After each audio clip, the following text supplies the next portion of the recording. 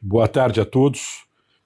Hoje, dia 15 de maio de 2026, agora são por volta das 15 horas, e eu vou fazer para vocês o meu comentário sobre o projeto de lei número 5229 de 2025, que foi uma coordenação do deputado federal Felipe Carreiras, do PSB de Pernambuco, a qual realizou algumas audiências e eu estive presente em duas delas e depois não pude mais participar porque não fui permitido, né, que eu participasse dessas audiências até o presente momento.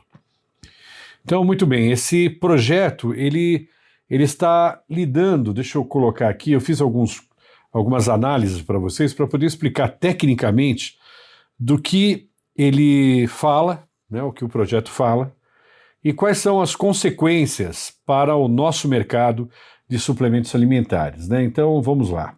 Ele dispõe sobre a produção, regularização, rotulagem, publicidade, comercialização, fiscalização e recolhimento de suplementos alimentares. Para esse tipo de assunto, nós já temos um marco regulatório, né, da Anvisa sobre suplementos alimentares. Temos as RDCs, né, desde a 243 de 2018 a 843 de 2024, entre outras, referente à Instrução Normativa 28 de 2018. Né? Nós temos também a Lei 8.078 de 1990, que é a Lei do Direito do Consumidor, o Código de Defesa do Consumidor, e nós temos o Código Penal Brasileiro, né, que já dispõe sobre regras na venda, na compra, relacionado a alimentos, suplementos, bens em geral, serviços, né, e quais são as consequências. Então, ou seja, de lá para cá, né, para que a gente pudesse chegar aqui, nós já passamos pela RDC 222 de 98, nós passamos pela consulta pública 60 em 2008, 10 anos depois houve uma consulta pública. Na época foram anos de trevas, porque a Vigilância Sanitária havia retirado do mercado por um falso alarme que a creatina poderia fazer mal. Então a comunidade científica europeia decidiu dar um passo atrás em relação à creatina. No início dos anos 2000, final dos anos 90 e início dos anos 2000, e a Anvisa brasileira ela seguiu, né, de forma inadequada esse preceito, criando um preconceito, e hoje se sabe, a creatina, vocês conhecem, é um dos suplementos alimentares mais estudados do mundo, e não há nenhum tipo de efeito colateral no consumo desse produto, nem para crianças, jovens, adultos, sêniores, bom, mas isso é outra coisa. Então, desde da RDC 222 de 98, tivemos uma consulta pública número 60 em 2008, tivemos uma nova RDC falando sobre suplementos alimentares, que foi a 18 de 2010, até chegarmos no marco regulatório, né? Chegarmos no marco regulatório, que é o marco regulatório número 28 de 2018. Então, de lá para cá, já se passaram 28 anos de aprendizado mútuo e contínuo entre o setor regulatório e o setor regulado. O setor regulatório é composto pelas autoridades da área de saúde, autoridades policiais também, e o setor regulado são as empresas, aqueles que comercializam os produtos, só para ficar bem claro, e os próprios consumidores, né, nós consumidores brasileiros. Eu imagino que em 28 anos houve uma evolução, eu posso atestar isso, porque eu estava deste momento e logo, em função da RDC 222 de 98, que houve a ideia da fundação da Abnutri. A Abnutri, Associação Brasileira das Empresas de Produtos Nutricionais, foi fundada exatamente para que houvesse uma voz para essa entidade de classe entre o setor regulado e o setor regulatório, o setor regulador. Né, o presidente fundador foi Euclésio Bragança, um médico que ficou conhecido por ser proprietário da empresa Integral Médica de suplementos alimentares, né? Entre outras coisas. Então, No que diz respeito a isso, o Dr. Bragança, juntamente com um grupo de empresários, que na época éramos em torno de 19, nós fundamos a Abenutri, e a Abenutri até hoje tem um cunho técnico regulatório. Ela trabalha de cunho técnico regulatório. Atrás de mim aqui nós temos livros, né, que já foram lançados sobre suplementos alimentares, por iniciativa da Abenutri, né, com o pessoal da Abenutri, em conjunto com o pessoal da CEPEDISA, Dr. Fernando White, um forte abraço a esse que é um dos nossos galardões, né, um dos maiores profissionais da área de saúde do mundo, né, do CEPEDISA, professor Fernando White. Então temos livros aqui falando sobre isso, então nós temos um cunho técnico. Nosso cunho não é político, nosso cunho não é de ativismo político. Hoje eu, como presidente, né, já sou um presidente independente. Né, fui empresário durante alguns anos, né, por mais de 10 anos empresário, e estou há 44 anos militando no setor, né, atuando no setor de fitness, bem-estar, nutrição esportiva, nutrição cosmética, nutrição de emagrecimento. Então estamos trabalhando já esses anos todos e trabalhando para aprimorar a regulação, para melhorar a segurança, eficiência e eficácia de suplementos alimentares ao consumidor brasileiro, a nós consumidores brasileiros.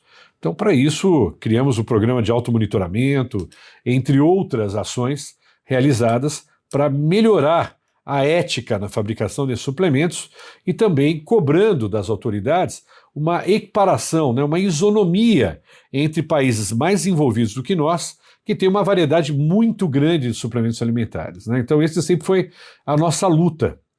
Nós sempre incentivamos o maior número possível de empresas no setor atuando no mercado, porque quanto mais empresas estiverem atuando nesse mercado, há a formação e consolidação de uma coisa chamada senso comum. O que é o senso comum? É mais empresas trabalhando na pesquisa científica, no trabalho de desenvolvimento de novos produtos, na comunicação e na informação de boa qualidade através de bons formadores de opinião, pessoas ligadas à área de saúde, à área de treinamento.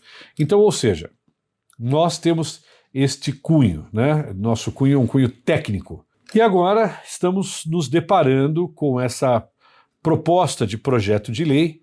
O que é um projeto de lei? O projeto de lei, primeiro, ele é uma iniciativa que um político faz, um grupo de políticos faz, e esse grupo de políticos ele coloca essa iniciativa para comissões. Essas comissões vão analisar, através de audiências públicas, a viabilidade, se apresenta, e aí o plenário vota, se votar esse projeto de lei, né, tem os apensos, que são projetos paralelos, que também são unificados em um único projeto, né, se não houver nenhuma revisão e for aprovado na Câmara, no plenário da Câmara Federal, isso vai para o Senado, né, e do Senado, se for aprovado por metade mais um, ainda também vai para a sanção ou não do presidente da República. É assim que funcionam as leis do nosso país, e quem cuida de lei é a área legislativa, é o poder legislativo, que é o mais importante dos três poderes. Né?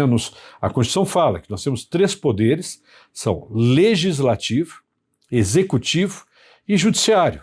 Por que legislativo é o primeiro? Porque o legislativo foi eleito pelo povo. São os mandatários que têm a missão de representar você, a mim, a nós, nos representar dentro da Câmara, os nossos interesses, os interesses da nação brasileira.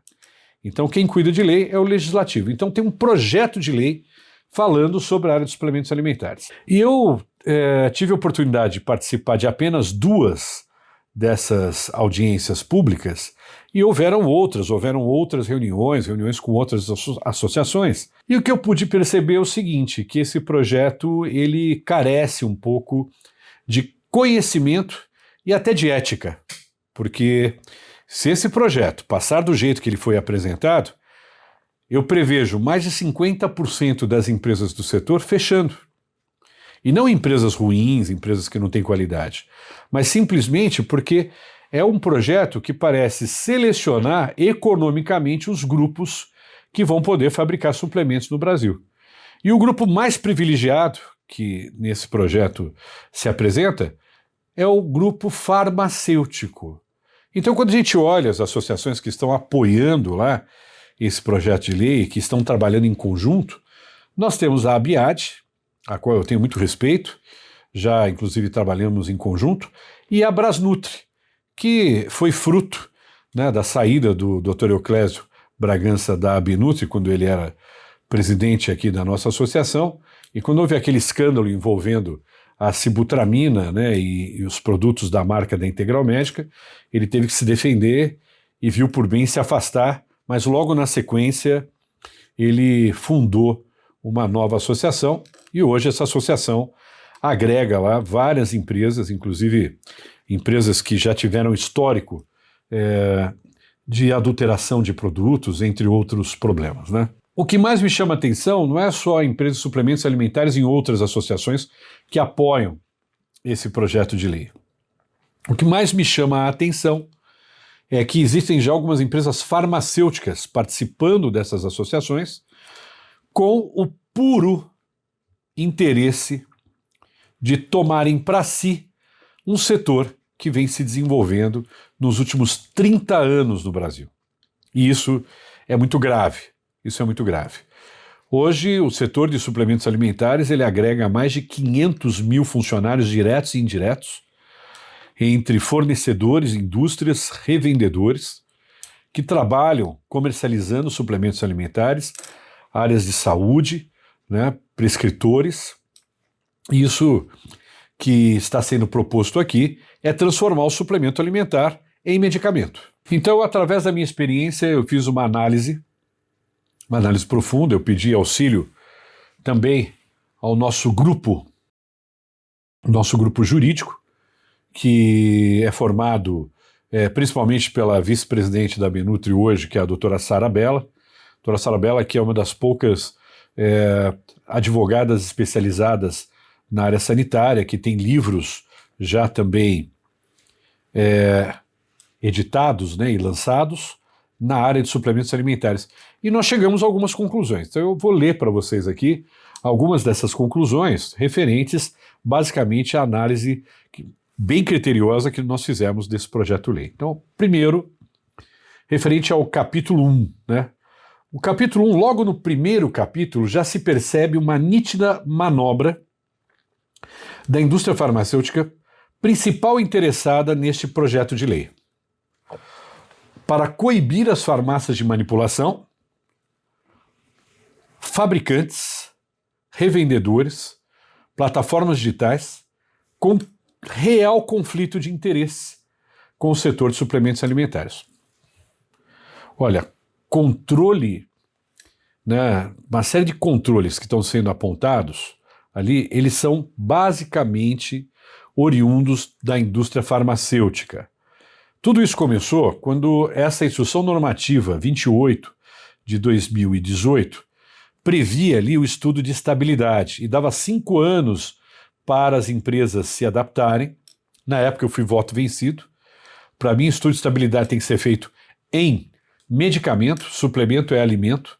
Ninguém faz estudo de estabilidade em leite em pó, ninguém faz estudo de estabilidade em pedaço de carne, né? Então, o suplemento alimentar, ele é um alimento, então o estudo de estabilidade do suplemento alimentar é justificado pela vigilância sanitária para que a gente possa garantir que ao final do prazo de validade que está escrito ali no rótulo, a gente possa continuar entregando aqueles nutrientes que estão descritos ali.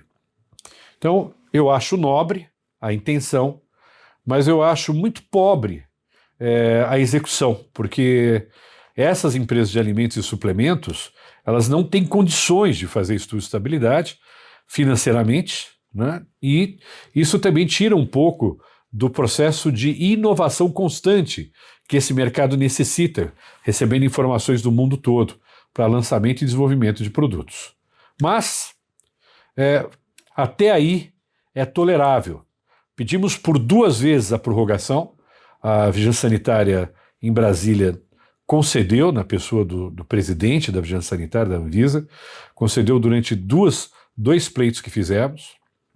A Abiad, fica aqui, é importante colocar, a Abiad foi contra, né? A Abiad foi contra esse pleito de prorrogação desse teste de estabilidade, né? E a Abenutri foi a favor, porque nós sabíamos do impacto negativo, que a partir do dia 1º de setembro, aqueles produtos que não tiverem o número de registro das petições, né, que têm que ser feitas para a apresentação desses produtos para a testabilidade, aqueles que não estiverem em processo, que não tiverem o número de processo, que estão passando por testes de estabilidade acelerado de até 6 meses, essas empresas e esses produtos vão ser considerados irregulares. E aí vai ter recolhimento no mercado, né? Paralisia de comercialização, então isso é um caos. Mas é o que está acontecendo. E eu posso garantir para vocês, hoje nós temos em torno de 7 mil produtos ofertados na rede. Desses 7 mil produtos ofertados, a Anvisa recebeu por cerca de 2 mil notificações, e dessas 2 mil notificações, bem menos da metade foram aprovadas. Então, nós continuamos com um problema crônico referente à forma de apresentar os produtos e de que maneira a gente tem que fazer. Parece que o mercado não entendeu, o mercado não sabe fazer isso, porque não é o cotidiano das empresas de alimentos e suplementos alimentares. Mais uma vez, isso é cotidiano das empresas farmacêuticas, que são as maiores interessadas. E a Abiad também tem indústrias farmacêuticas que fazem parte no seu quadro.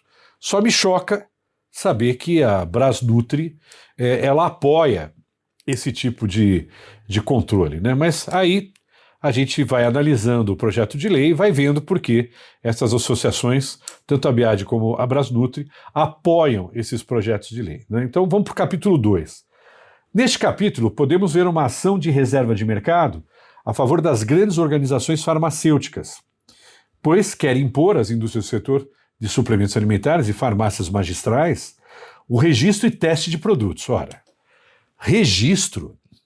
Quando nós tínhamos a RDC 222 em 98, os produtos suplementos alimentares, que eram considerados na época para fins especiais, para praticantes de atividades físicas, ali nós tínhamos a necessidade de registro. Era caro, moroso e muitas vezes aquele número de protocolo que a gente colocava ali para solicitar um registro, a Vigilância Sanitária Nacional, que é uma das melhores do mundo, a do Brasil, mesmo assim, por falta de número de pessoas suficiente, se passavam 90 dias, 180 dias e não vinha uma resposta. E as empresas tinham que ou judicializar ou trabalhar no rótulo com o número de protocolo. O número de registro, já se percebeu que isso é uma involução. Isso serve para produtos os quais têm um tempo de desenvolvimento já longo por natureza, como, por exemplo, os medicamentos, que demoram 20, 30 anos para serem desenvolvidos. Então, faz parte aguardar o número de registro para autorização de comercialização, não para suplementos alimentares e alimentos que precisam de velocidade e que a todo momento a ciência vem propondo novos suplementos, né, para novas atividades, né, para dietoterapia, não só para a atividade esportiva, para atividade de perda de peso, para atividade cosmética, para atividade de bem-estar, mas também para a dietoterapia, para pessoas que estão convalescentes, acamadas e precisam daqueles suplementos alimentares especiais. Então o registro é uma involução, é voltar no tempo. No que diz respeito também à parte de teste, né, testes clínicos, testes físico-químicos nos produtos para todos os lotes, e se uma indústria tem um misturador de 100 quilos ou 200 quilos? É possível, é possível. Indústrias pequenas têm misturadores de 100, 200 quilos. Misturadores em V, que vão misturando suplementos para homogeneizar aqueles produtos, diferente de outras indústrias que têm misturadores de 1 tonelada, 1,5 tonelada. E aí essa empresa menor, ela tem que fazer vários lotes para atender o mercado. Imagina se cada lote de cada mistura, ela tem que fazer um teste físico-químico a, em média, 5 a 10 mil reais, que demora em torno de 40 a 45 dias para receber o resultado, para poder apresentar, para lançar um produto, ou comercializar. Não tem quem suporte isso. Esse fluxo, ele é inviável, mas está aqui no projeto de lei, no capítulo 2, né, esse controle.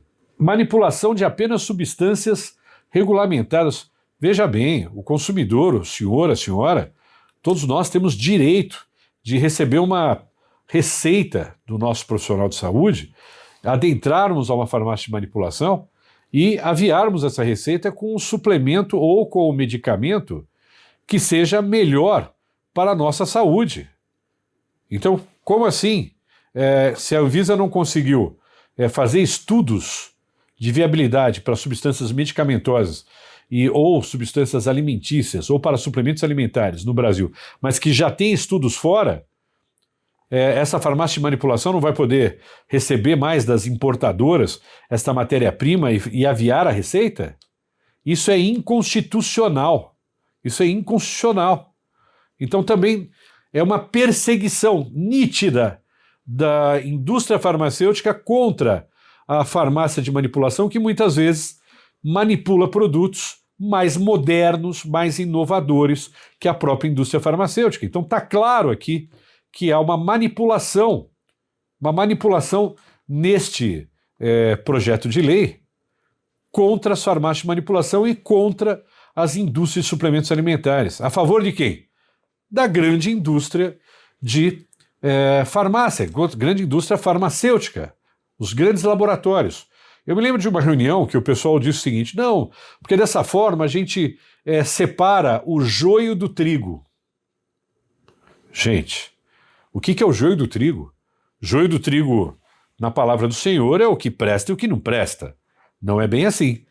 Você tem empresas menores que fazem excelentes produtos e tem empresas grandes que são pão bolorento, que não fazem coisas boas. Como você também tem grandes indústrias e que fazem coisas boas, ou seja, não é o tamanho que define a qualidade do produto. Então, eu perguntei isso e as pessoas, não, porque aí a gente separa o seguinte, a gente tira os pequenos e vamos ficar só nós os grandes. Aí eu perguntei, mas quem disse para vocês que nós somos grandes? As indústrias de suplementos alimentares de maior destaque, e vocês, aqueles que conhecem o meu trabalho e a minha carreira, sabem que eu estive à frente de grandes empresas líderes de mercado. Nós somos um pingo no oceano perto de indústrias farmacêuticas grandes no Brasil. Então, ou seja, grandes são eles, da indústria farmacêutica, que através desse projeto de lei querem tomar esse setor para eles. Não estão pensando em você, consumidor. Estão pensando no lucro deles. Só que para isso, quem vai pagar a conta é você. Porque o produto vai ficar mais caro, com fórmulas mais engessadas e até obsoletas. Então, ou seja, isso vai até contra as RDCs de importação direta ao consumidor. Se esse projeto de lei passar, vai haver uma debandada de empresários abrindo empresas fora do Brasil para vender para o Brasil diretamente ao consumidor. Isso vai acontecer, porque se o Brasil, for uma ilha, vai haver abandono, e aí com isso vai haver desemprego, fechamento de empresas aqui. E vai haver uma corrida dos próprios consumidores, que hoje, através da internet, não tem mais fronteira, para comprar produtos melhores fora do Brasil. E não dá para rever a regulação de importação direta ao consumidor, porque é um direito do consumidor. Quanto mais fechada, mais controlada, quanto mais reserva de mercado for feito na área de suplementos alimentares, em farmácias magistrais no Brasil, mais procura de produtos importados, mais derrame de produtos importados e até por descaminho vão ocorrer no nosso país. Isso é óbvio e ululante. Só não é óbvio para os gananciosos, que cooptam políticos para apresentar projetos de lei que, na verdade, são um desserviço à população. Projetos de lei como esse provocam uma retração e involução ao mercado de suplementos alimentares e farmácias magistrais, gerando mais custos, aumentando prazos para lançamento de produtos em até 1 ano e na entrega destes aos consumidores, diminuindo a capacidade de inovação e competição do setor de suplementos alimentares brasileiro em comparação a outros países, Bom, já no capítulo 4, nesse capítulo que fala sobre publicidade, eu fiquei chocado. Eu sou um homem de marketing, muitos que conhecem o meu trabalho sabem da minha capacidade, do meu trabalho, das minhas ações que mudaram o rumo das coisas do nosso país. Fui o co-criador de uma feira chamada Expo Nutrition, que trouxe mais próximo as empresas e as competições de bodybuilding dos consumidores, né? Fui aquele que idealizou e estimulou a ideia do Arnold Schwarzenegger vir para o Brasil com seu evento, e trabalhei por isso, né, como patrocinador do primeiro evento e de todas as outras edições. Então, a parte de marketing, eu acredito em oferta de experiência, em conexão filosófica, né, em entrega real de um produto aos consumidores. E eu sempre tive muito sucesso. Deus sempre me deu a oportunidade de ter muito sucesso por onde eu passei, e foram 39 prêmios na minha carreira até agora, em relação a produtos e marcas que eu estive à frente. E aí, um ponto assim que me chamou a atenção foi a proibição de imagens, né, que podem levar a erro o consumidor. Veja, eu creio que as embalagens dos produtos realmente não devam ter imagens que induzam a erro, mas está falando de publicidade. Publicidade é qualquer tipo de comunicação. Então, todos os atletas, né, de bodybuilding, que são atletas super musculosos, né, super atletas, a Fórmula 1 do esporte, eles vão ter que aparecer de burca nas propagandas. Vai ter que colocar uma burca em cima do atleta, porque não vai poder ver o corpo dele. Só vai ter uma setinha dizendo, dentro dessa burca aí, tem o Good Vito, por exemplo, né? Tem os grandes bodybuilders, aí vai falando o nome dos bodybuilders, porque não vai poder mais segurar um produto. Vamos ver essa análise aqui. Nas propagandas, pois imaginem peças publicitárias com bodybuilders e seus corpos super musculosos segurando um pote de suplemento alimentar. Ou seja, esse projeto de lei vai acabar com o apoio ao esporte e atletas. Pois se os consumidores não puderem reconhecer nas propagandas seus ídolos esportivos, não servirá o patrocínio para nada. Então, aonde essas pessoas estão com a cabeça? É mais ou menos o que aconteceu na década de 80 com o Tony Tiger. Tony Tiger, daquela marca de cereais, o Tony Tiger não podia parecer musculoso, né? Falando com as crianças, porque disseram que isso ia estimular o consumo do produto para ficar com o corpo do Tony Tiger. Gente, isso sabe o que é? Censura. É você pensar com a cabeça do outro.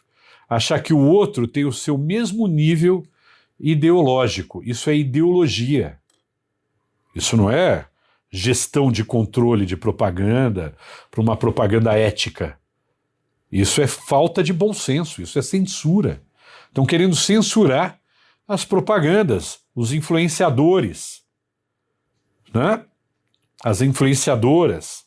Então, uma influenciadora que tiver um corpo bonito não vai poder segurar um suplemento, porque vai induzir a consumidora a achar que se tomar aquele produto vai ficar tão bonita quanto ela. Isso é um absurdo. É exatamente esse prestígio conquistado a duro trabalho por esses atletas que fazem com que ele tenha valor, que esses atletas tenham valor para serem patrocinados. É óbvio que quando você entra numa academia, você tem algum aspiracional lá, aquele cara que tem um braço maior, uma perna maior, né? Aquela menina que tem um quadril mais bonito, né? Tem as pernas, as coxas mais bonitas. Isso é comum, todo mundo entra lá e tem um aspiracional. E isso suplanta a área da academia para a área de influência. Então isso é normal. Isso é normal, é natural e é positivo. Porque bons exemplos devem ser seguidos. Maus exemplos devem ser punidos. Mas bons exemplos devem ser seguidos. Então dá margem à interpretação uma coisa dessa, que estão colocando nesse projeto de lei. Não dá para ser assim. 2. Da obrigação de colocar uma legenda dizendo que suplemento alimentar não substitui uma dieta equilibrada e para consumi-lo você deverá consultar um profissional. Isso escancara para mim, já deixa claro, né? Se eu tinha alguma dúvida que esse projeto de lei, ele na verdade é um lobby de alguns setores e algumas associações, para mim agora está escancarado. Tá? Deixa eu até falar o nome aqui dos deputados. Né? Então, começa com o deputado Felipe Carreiras, do PSB de Pernambuco, que coordenou as audiências públicas. Eu participei em duas e tive a oportunidade de me expressar, ao lado do diretor da Anvisa, entre outros representantes de associações. O Mário Henrique, do PDT de Minas Gerais, que fez Mário Ehringer, do PDT de Minas Gerais, que fez o apenso 6.000 de 2025, referente a esse projeto. E a Tabata Amaral, do PSB de São Paulo, né? E o autor do projeto, o Pedro Paulo Arthur, o autor é Pedro Paulo, do PSD do Rio de Janeiro. Então, mais uma vez, só para marcar bem o nome desses deputados, porque quem paga o salário deles é você, somos nós, eles são nossos mandatários, principalmente para você que votou nestes deputados. Pedro Paulo, do PSD do Rio de Janeiro, Tabata Amaral, do PSB de São Paulo, o Mário Ehringer, do PDT de Minas Gerais, e o Felipe Carreiras, do PSB de Pernambuco. O que eles têm em comum? Todos esses partidos são da base governista hoje, né? Trabalham em conjunto com o PT. Então, eu quero deixar claro o seguinte: ou esses deputados têm pouco conhecimento para poder fazer um projeto de lei tão parcial como esse, tão raso, tão, sabe, faltam palavras, assim, a gente tem que, sabe, se controlar para falar um pouco sobre o projeto, ou eles foram cooptados através de lobistas. E aí é por isso que a gente viu lá, trabalhando lá em conjunto, né, com o cochicho ao pé do ouvido, né, da Brasnutri lá, né, o pessoal da Biad, né, o pessoal das farmacêuticas. Por que farmacêutica deveria estar se intrometendo nisso? Porque eles têm real interesse nesse processo. Não está preocupado com você, revendedor, dono de loja, você revendedor digital, as plataformas eletrônicas, não. Ele não está preocupado com você, produtor, ele não está preocupado com você, fornecedor de matéria-prima. Não, eles estão preocupados com o lucro deles. Escancara a vontade da indústria farmacêutica de dominar o setor de suplementos alimentares. Não vejo problema da indústria farmacêutica querer fazer suplemento alimentar. Mas existe mercado para todo mundo. Não vamos destruir o que tem para construir algo novo. Novo com cara de velho. Quando eu era novo, eu tinha cara de novo. Agora que eu estou velho, eu tenho cara de velho. Então, o que é novo, o que é velho é velho. E mesmo aqueles que são mais velhos têm que buscar as inovações. A gente tem que buscar evoluir e não involuir, que é o caso do projeto de lei que está se apresentando. Olha só, a afirmação de dizer que suplemento alimentar não substitui uma dieta equilibrada é inverídica. E eu vou provar para vocês. Né? Pessoas, isso aí está me parecendo aquelas colocações de nutricionistas conservadores que nunca tomaram suplemento na vida ou que nunca tiveram a necessidade de estar dentro de um hospital, graças a Deus se não tiveram essa oportunidade, ou não tiveram entes queridos e amigos em hospitais na forma convalescente, de forma que a pessoa está entubada e precisa tomar via enteral suplementos alimentares especiais para viver. Porque se não tomar aqueles suplementos, vai a óbito, vai morrer. Então o suplemento alimentar, ele substitui em situações especiais uma dieta equilibrada. Aquele que não tem tempo de consumir proteína, que não tem tempo de comer um bife, mas está tomando uma dose de whey, inclusive é melhor a dose de whey porque ela vem separada da gordura do leite.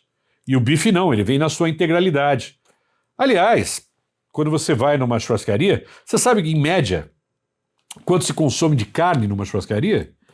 Se consome de carne em torno de 400 a 600 gramas numa churrascaria. Colocar aqui em 100 gramas de carne, nós temos em torno de 25 a 30 gramas de proteína.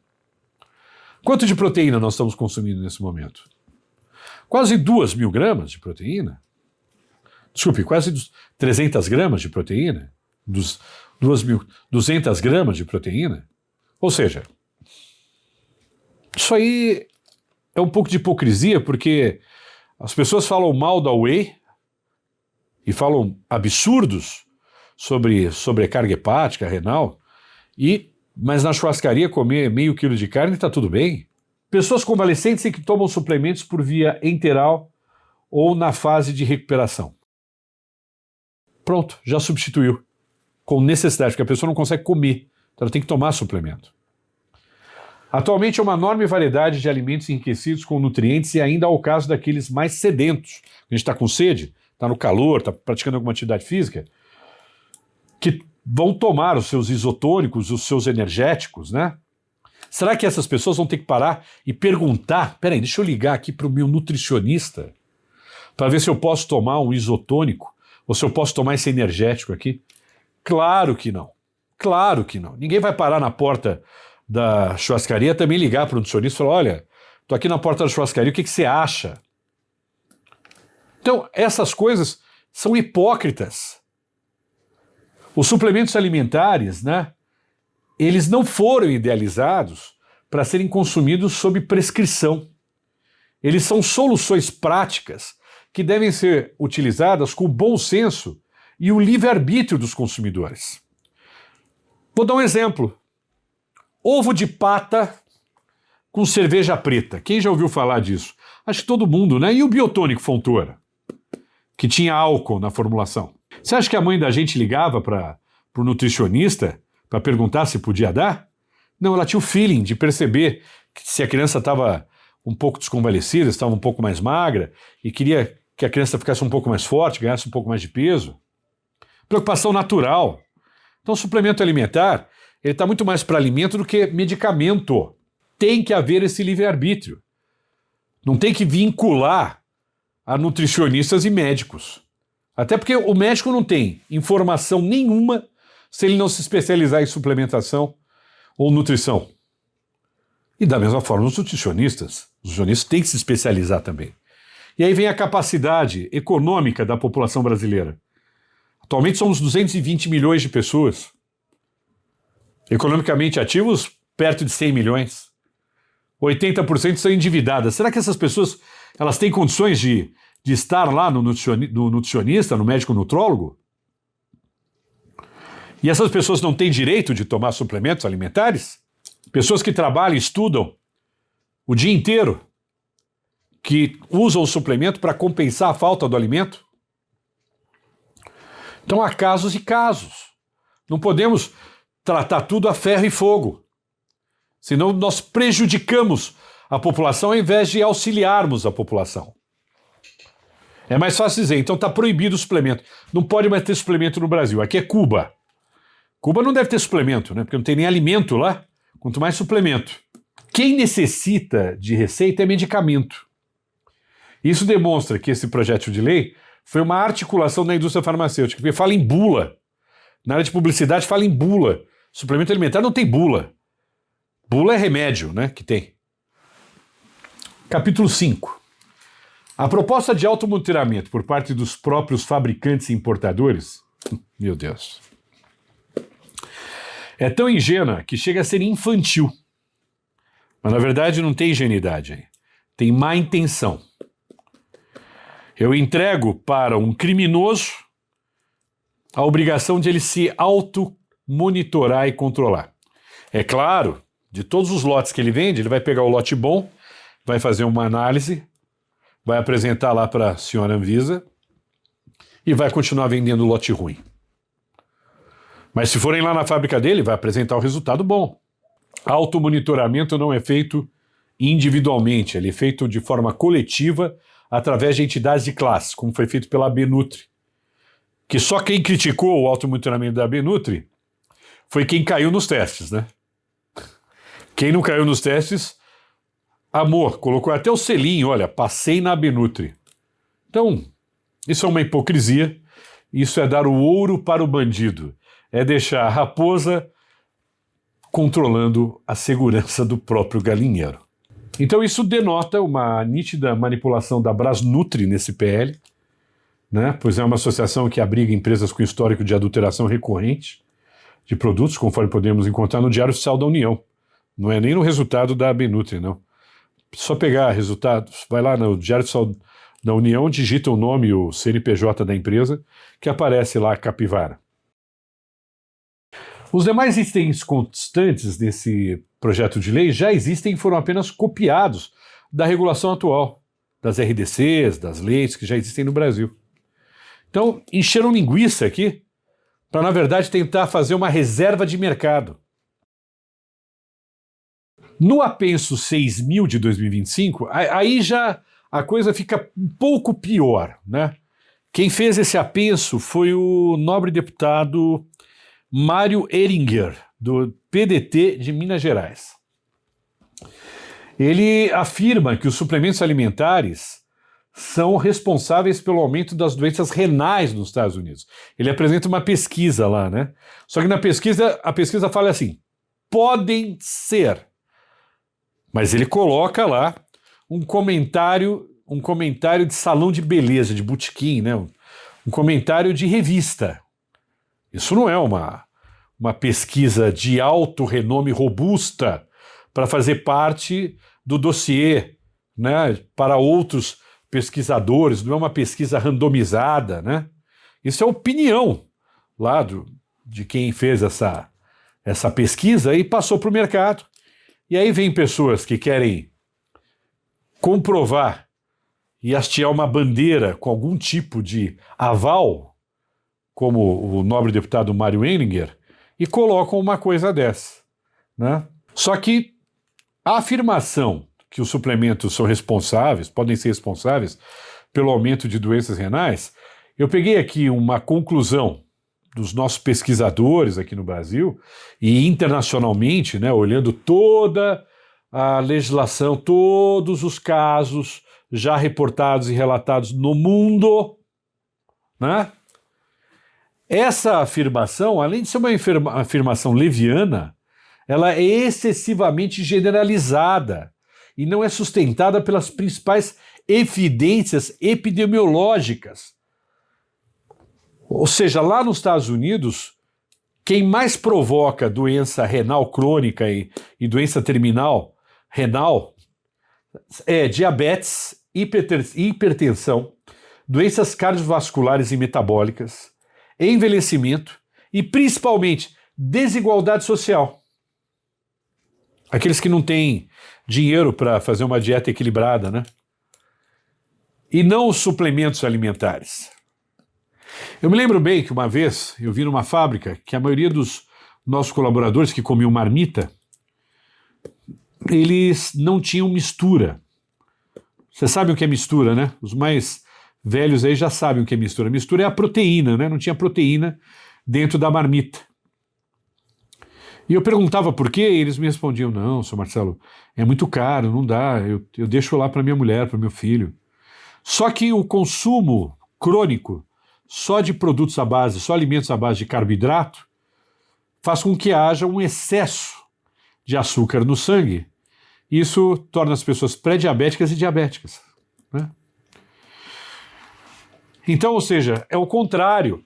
Já existem estudos robustos, deputado Mário Heringer, que o alto consumo de proteínas auxilia na recuperação dos rins. É o contrário. Então, o que o senhor está apresentando é raso, obsoleto e não condiz com a verdade científica. O senhor me desculpe falar isso, mas é a realidade. Então, finalizando esse áudio longo aqui, para não tomar mais o tempo de vocês, eu quero dizer que a posição da Benutri é que nós somos contra este projeto de lei e esses apensos que foram colocados nesse projeto de lei, né?